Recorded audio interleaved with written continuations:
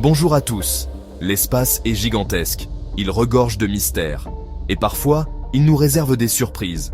Le 27 décembre 2024, les astronomes de la station chilienne du astéroïde Terrestrial Impact Last Alert System, ATLAS, ont découvert un nouvel astéroïde, 2024 YR4. Ce voyageur céleste, un vestige rocheux de la formation du système solaire, se trouvait sur une trajectoire qui l'amenait relativement près de la Terre. La nouvelle de la découverte s'est rapidement répandue. Les gens étaient curieux, et naturellement un peu inquiets. Était-ce une menace pour notre planète? La découverte de 2024 YR4 a servi de rappel brutal des immenses forces en jeu dans notre univers. Elle a souligné l'importance de l'observation et de l'étude continue des objets géocroiseurs.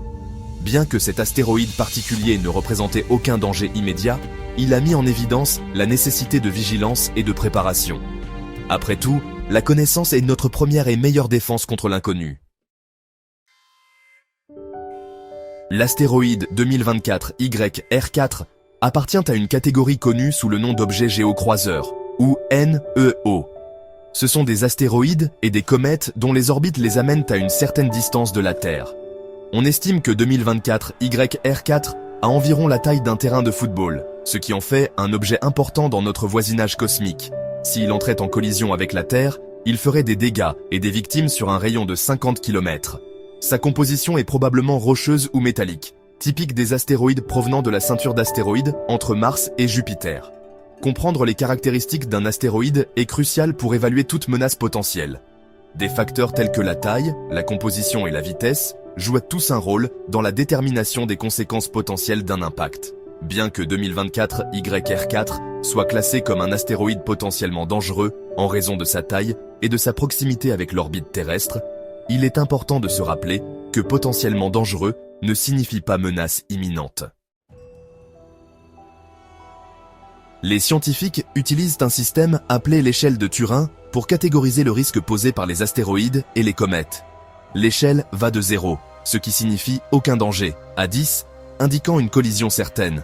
L'astéroïde 2024 YR4, sur la base des observations initiales, a été classé au 3e échelon sur l'échelle de Turing avec une probabilité de 1 sur 43 d'entrer en collision avec la Terre le 22 décembre 2032. Cela signifie qu'il présenterait un niveau de danger inhabituel et qu'il aurait une certaine probabilité d'impacter la Terre. La grande majorité des astéroïdes, découverts et suivis, se situent dans la partie inférieure de l'échelle de Turing.